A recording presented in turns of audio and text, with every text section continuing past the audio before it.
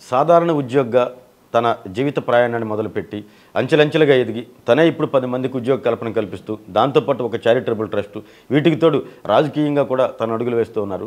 ప్రస్తుతం అలాంటి వ్యక్తి మనతో పాటు ఉన్నారు. మండవ మురళీకృష్ణ గారు. సార్ నమస్తే సార్. సాధారణ ఉద్యోగి మీరు అసలు విజయవాడ దగ్గర కృష్ణా జిల్లా సంథింగ్ ఏదో ఊరు అన్నారు. అక్కడి నుంచి మీరు అసలు మీ ప్రయాణం ప్రకాశం జిల్లాకి ఎట్లా మొదలైంది?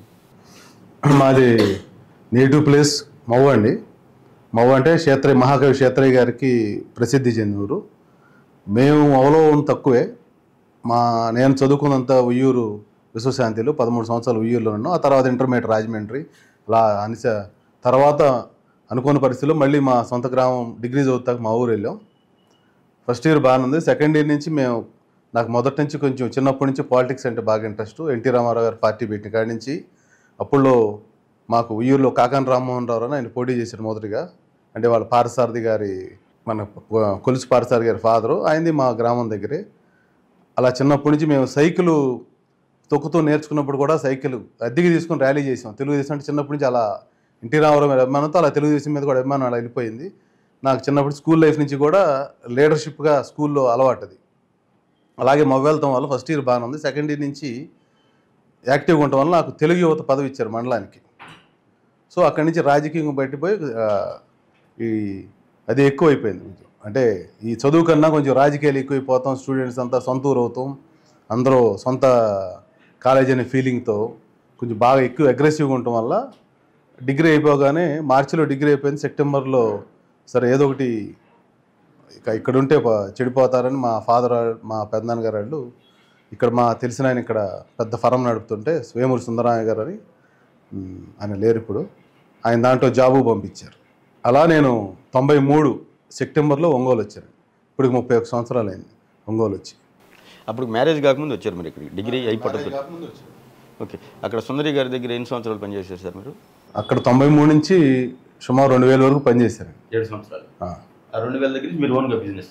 ఆ తర్వాత అనుకోని పరిస్థితులు నేను సుందరయ్య గారు తప్పుకుని వేరే వాళ్ళు కూడా ఇంట్లో బంధువులు అలా వస్తాం. తర్వాత చిన్న ఇదితో నేను కూడా బయటికి వచ్చి ఏదో చేయాలన్నప్పుడు సొంతంగా మెల్లిగా స్టార్ట్ చేశాను. ఎందుకంటే అప్పటికే పెళ్ళైంది, 98లో మ్యారేజ్ అయింది.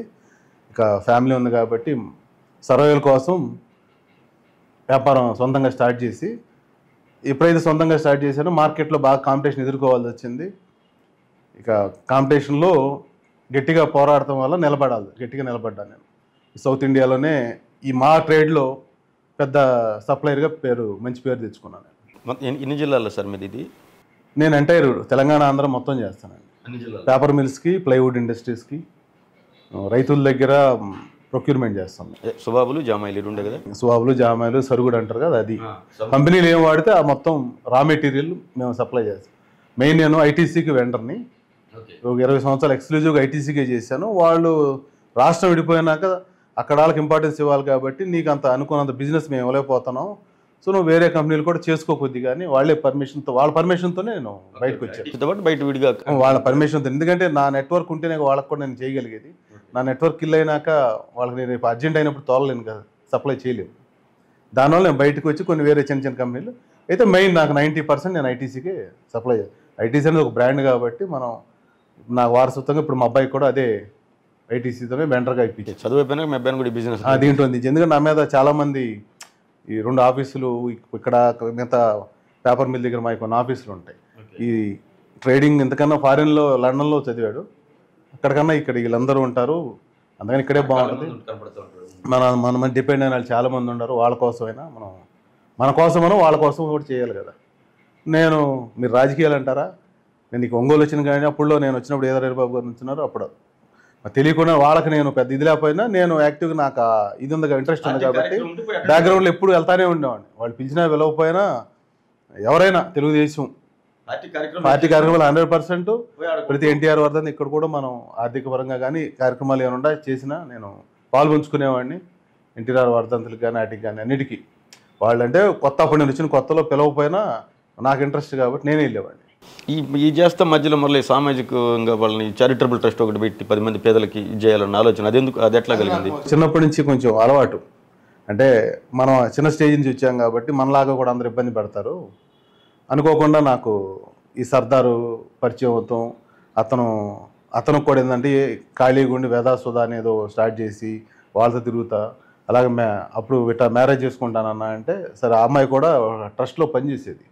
ఇద్దరికి ఇంట్రెస్ట్ ఉంది, ఇద్దరు వచ్చారు ఇలా చేద్దాం మీరు ఉండాలి అంటే నా సపోర్ట్. నేనే అనుకున్నానంటే ముందు నేను సపోర్ట్ చేసి తర్వాత ఆటోమేటిక్గా అందరూ చేస్తారు అనుకున్నా. ఇప్పుడు ఇండివిజువల్గా అతనికే మంచి పేరు తెచ్చుకున్నారు. నా ఇది లేదు, నేను నా సపోర్ట్ ఉంటుంది. కానీ దేశ విదేశాల్లో సర్దారు వాళ్ళ ఫ్యామిలీ అంటే ఒక మంచి నమ్మకం. దీనివల్ల మనకు అర్థమైందంటే నమ్మకం కలిగితే అసలు అతను వ్యక్తి కాదు, ఎవరైనా వాళ్ళు ముందుకు వచ్చి సహాయం చేయాల్సిన వాళ్ళు చాలామంది ఉంటారు. నమ్మకం కలిగించాడు అతను. ఆ ట్రస్ట్ ఇప్పుడు ఎంతమంది ఉంటారు సార్ సుమారు పిల్లలు అక్కడ? ఎప్పుడు 30-40 మంది ఉంటారు. కొంతమంది ఉద్యోగాలు, కొంతమంది పెళ్లిళ్ళు చేసుకుని వెళ్ళిపోయే వాళ్ళు ఉంటారు, కొత్త కొత్త వాళ్ళు వస్తూ ఉంటారు. ఎక్కువ అందుల పిల్లలే కదా ఉండేది? అందులో హ్యాండిక్యాప్డ్, అందులో హ్యాండిక్యాప్డ్ ఇద్దరు ఉంటారు. వాళ్ళు బ్యాంక్ టెస్టులు అవి రాసి, కొంతమంది చదువుకున్న వాళ్ళు ఉంటారు, వాళ్ళు బ్యాంక్ టెస్టులు రాసేప్పుడు మనం వాళ్ళకి సహాయం చేస్తూ ఉంటాం. వాళ్ళు ఎగ్జామ్స్ ప్రిపేర్ అయ్యి కొంతమంది ఉద్యోగాలు వెళ్ళిపోయి ఉంటారు. కొంతమంది ప్రతి సంవత్సరం ఒక 3-4 గంటలకి పెళ్ళిళ్ళు చేస్తారు, వాళ్ళు వెళ్ళిపోయేదో బతుకుతూ ఉంటారు.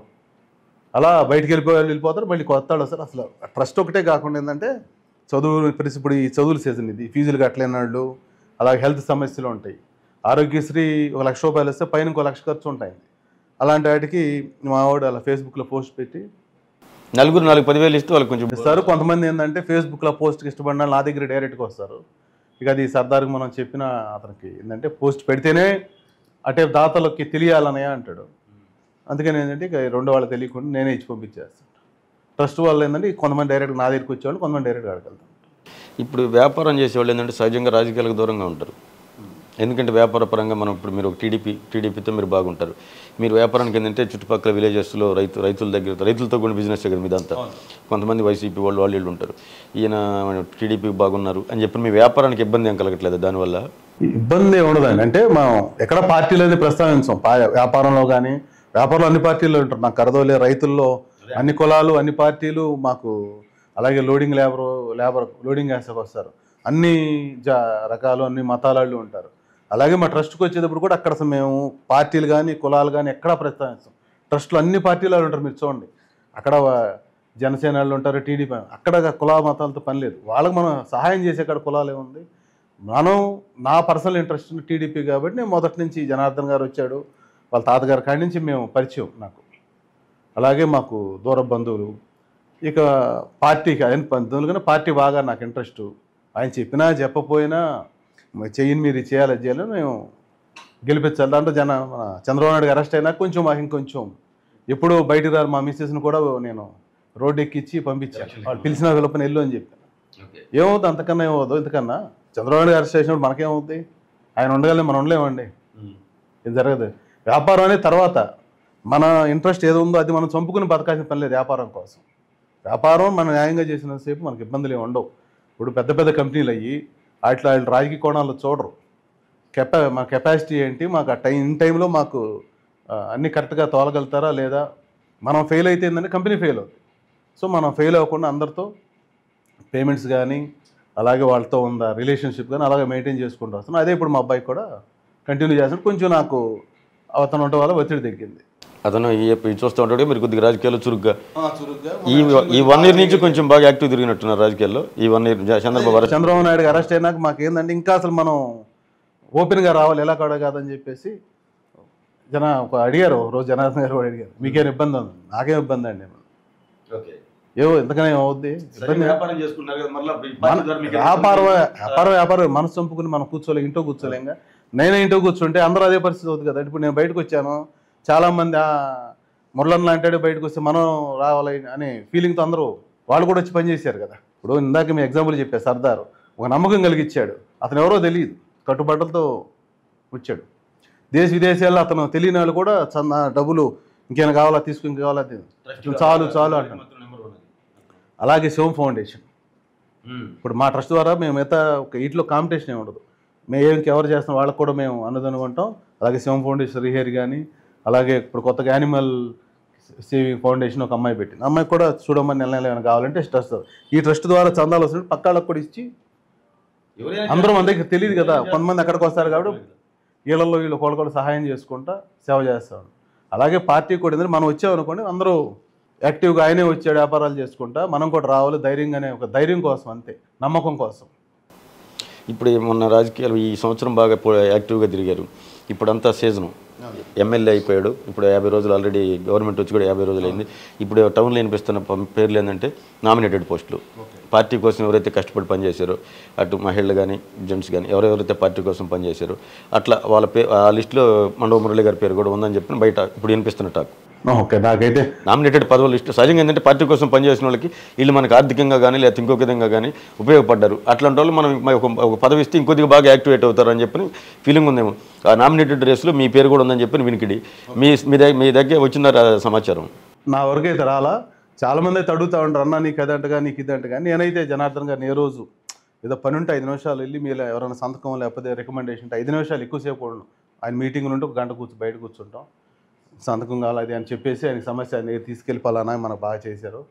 తీసుకెళ్ళి మనం వచ్చేస్తే ఏ రోజు నేను ఆయన్ని రిటర్న్గా కానీ ఓవరాల్గా నాకు ఈ పదవి కావాలి ఇది అని నేను అడగల, ఇప్పుడు అడగల, లేదా పార్టీ ఆఫీస్ కూడా పెట్టాల. నేను 1983 నుంచి సుమారు ఈ రోజు వరకు పార్టీకి హార్డ్ కోర్గా పనిచేశాను. అంతే అభిమానంగా ఉంటా. చాలామంది అంటే ఈ డబ్బు సంపాదించి నాకు టికెట్ల కోసం లేకపోతే పదవుల కోసం, నామినేట్ పదవుల కోసం అడుదూకి ఇడుదూకి ఇన్ని సంవత్సరాలు వచ్చాక ఎప్పుడు నేను గట్టిగా చెప్తాను, నేను తెలుగుదేశం ఏమవుతుంది అంతకనే అటు ఇటుగా చెప్పుకోవాల్సిన పనే ఉందండి. పదవుల కోసం చెప్పాల్సిన పని లేదు. నేను ఆయన కూడా అడగల, పార్టీ కూడా మనకి ఎప్పుడు ఇవ్వాలి. ఓకే అంటే మన దానికోసం మనం పార్టీ పదవి ఇస్తేనే పార్టీ అనేది కాదు. ఆయన పదవి ఇస్తే మంచి పదవి ఇచ్చారనుకోండి, ఓకే దానికి మనం న్యాయం చేస్తాం. మనకేమీ ఆ డబ్బు లేకపోతే ఆ పదవిని అడ్డుపెట్టి సంపాదించుకోవాల్సిన పని లేదు. పార్టీ పేరు నిలబెడతాం, లేదా జనార్దన్ గారు ఇస్తే జనార్దన్ గారి పేరు నిలబెడతాం. దానివల్ల కొంచెం ఎక్కువ సహాయం చేయగలుగుతాం. ఇప్పుడు మీ దగ్గర ఉండే మీ సన్నిహితులు ఉంటారు, మీ స్నేహితులు, మీ శ్రేయోభిలాషులు ఎవరైతే రెగ్యులర్గా ఇప్పుడు మీరు వ్యాపారాలు చేసేటప్పుడు 10 మంది సాయంత్రం సరదా కలుస్తారు, కూర్చొని మాట్లాడుకుంటారు, కాఫీ తాగుతాను, టీ తాగుతాను. మురళి గారు మీరు పనిచేశారు, తప్పనిసరిగా జనార్దన్ మీకు పదవి ఇస్తాడు, ఇది ఇట్లాంటి పదవి కానీ జనార్దన్ గారు మీరు తీసుకుంటే బాగుండిద్ది అని సలహాలు ఎవరైనా ఇచ్చారా మీకు? ఇలాంటి పదవి తీసుకుంటే నీకు బాగుంటుంది మీ స్నేహితులు? 10 సంవత్సరాలు ట్రస్ట్ పెట్టిన కానీ చాలామంది కంటే ఇర్రెస్పెక్ట్ ఆఫ్ క్యాస్ట్ రిలీజియన్, ఇప్పుడు ముస్లిమ్స్, ఇప్పుడు మొన్న జనార్దన్ గారు గెలిచిన జనం వచ్చి నన్ను మా ఆఫీసులో రోజు అభినందిస్తుంటే అంతకనే అవసరంలా. ముస్లిమ్స్ వచ్చారు అన్ని క్యాస్టుల నుంచి. వాళ్ళు ఏంటంటే పార్టీ కన్నా ముఖ్యం మేము వాళ్ళకి ఏదో విధంగా సహాయం చేసాం, పర్సనల్ సహాయం చేసాం, ట్రస్ట్ ద్వారా సహాయం, లేకపోతే నా పర్సనల్గా సహాయం చేసి, లేకపోతే మాట సహాయమో, లేకపోతే ఇంకోటి. దానివల్ల ఏంటంటే వాళ్ళ జనార్దన్ గారికి గెలవగానే ఆయన ఎట్టా అభినందించారు, మా ఆఫీసులో కూడా మా అంత అభినందిస్తే అంతకన్నా మనకి ఈ పదవులు కూడా ఓకే చాలు ఇది చాలు. మనకి వాళ్ళు వచ్చి ఏదో పని అడుగుతారు, కొన్ని నా చేయగలను. నేను చిన్న అయితే నేనే ఫోన్ చేసి చెప్తాను, లేదు పెద్ద అనుకో ఎమ్మెల్యే గారి దగ్గర తీసుకెళ్ళి సార్ ఇది మన సో అండ్ సో మనకు పని చేశారు, లేకపోతే చేయిపోయినా చిన్నవాళ్ళు అయితే ఇదండి ఎక్స్ప్లెయిన్ చేసి ఆయన అర్థం చేసుకుంటాం. మనకి రేపు పొద్దున ఉపయోగపడతారు, మనం హెల్ప్ చేస్తే పడతారని మనం హెల్ప్ చేయకూడదు. మనం ఆ స్టేజ్ నుంచి వచ్చాం కాబట్టి వాళ్ళు ఏ ఇబ్బందితో మనకు వచ్చారు, అందరూ మన పక్కనే. ఇప్పుడు ఎవరో మభ్య పెడతారు, అటే పార్టీలో కూడా ఉండొచ్చు చిన్న వాళ్ళకు కూడా మనం ఏమీ దూరం పెట్టకూడదు, సహాయం చేయాలి, తప్పేం లేదు. వాళ్ళందుకు వాళ్ళు అర్థం చేసుకుని వీళ్ళ మెంటాలిటీ ఇది, వాళ్ళ మన అట్ట మభ్య పెట్టారు, వాళ్ళే వస్తారు. మనం కొత్తగా వాళ్ళు మన గురించి మనం ఎక్కువ చెప్పుకోవాల్సిన పని లేదు. మనం పని చేసుకుంటూ వెళ్ళిపోతా ఉంటే వాళ్ళు అర్థం చేసుకుంటారండి. ఇప్పుడైతే మీరు అసలు మీ మనసులో ఎట్లాంటి పదవి కావాలని మీకు కోరిక? నేను అంటాను అట్లాంటి కోరికలు ఏం లేవండి. ఆయన ఇచ్చిన పదవుల కోసం అసలు మనం పని చేయలేదు, గెలవాలి. ఎవరికాళ్ళు ఏంటంటే ఇప్పుడు మాకు అక్కడ మా సొంత గ్రామంలో వర్లకుమార్ వరలరావు గారు అబ్బాయి నుంచి ఉన్నాడు. ఇప్పుడు మనం పిలవాలి, మహానాడపడి ఇక్కడికి వచ్చారు, వాళ్ళకి అతిథి ఇచ్చాం, అదే పరిచయం. నేనే మా ఊళ్ళందరినీ కూడగొట్టుకుని ఎక్కడెక్కడ ఉండే విదేశీయులందరినీ మౌరమ్మని చెప్పేసి అక్కడికి ఊళ్ళో వాళ్ళకి కూర్చోబెట్టి మీటింగ్ పెట్టి చేసావు. తర్వాత ఎవరో వెళ్తే వరలరావు గారు కూడా మెచ్చుకున్నాంట. నేను ఎవరో తెలియదు, కానీ ఎవరో బయట నుంచి ఇవన్నీ చేసి వెళ్ళారు. అలాగే జనార్దన్ గారికి కూడా అన్ని వార్డుల్లో మేము ఏంటంటే మిగతా నాయకులు అంటే మా శక్తి కొద్ది అందరినీ ప్రచారం చేసుకుంటా కాముగా స్లీపర్ సెల్ లాగా మేము కింద మనకేం ఫోకస్ అవసరం లేదు, మనం అలర చేసుకోవాల్సిన పని లేదు, మన పార్టీకి పని చేస్తున్నాం అని చెప్పేసి ఓకే గుడ్డలు తీసుకోవాల్సిన పని లేదు. కాముగా మా పని మేము చేసాం. మేము అనుకున్న మెజారిటీ కన్నా జనార్దన్ గారు చాలా భారీ మెజారిటీతో గెలిచారు. ఇక అంతకన్నా మనకేం కావాలా? ఓకే సార్, మీరు అనుకున్నట్టుగా మీరు ఏదైతే పదవి వచ్చినా రాకపోయినా నేను టీడీపీ పార్టీ 1983 పార్టీ ఆవిర్భవించన్నారు. స్టార్టింగ్లోనే యువకుడు కానీ మీకు మండల తెలుగు యువత పదవి వచ్చిందని చెప్పి అంటున్నారు. ఎక్కడ మీరు రాజకీయాల్లో తిరుగుతారు అని చెప్పి మీ నాన్నగారు ఇక్కడికి పంపిస్తే మీరు ఎంత ఎదిగారు. ఇప్పుడు మీరు ఏదైనా చేయొచ్చు, ఎందుకంటే మీరు కావాల్సిన సంపాదించుకునే మీ అబ్బాయికి కావాల్సినటువంటి వ్యాపారాన్ని చూసి పెట్టారు. ఇప్పుడు మీరు అనుకున్నట్టుగా మీ అభిమానులు ఏది మిమ్మల్ని ఇష్టపడి మీ శ్రేయభిలాషులు అనుకున్నట్టుగా దామచర్ల జనార్దన్ ఏదైతే ఎమ్మెల్యే గారు ఉన్నారో ఎమ్మెల్యే గారు మీకు మంచి నామినేటెడ్ పదవి ఇచ్చి ఇంకొద్దిగా ఇప్పుడు దాకా మీరు ట్రస్ట్ ద్వారా చేసినటువంటి సేవలు పార్టీ పరంగా కూడా ఇంకో మరింత మందికి చేయాలని చెప్పి మనస్ఫూర్తిగా మేము కోరుకుంటాం. Thank you very much.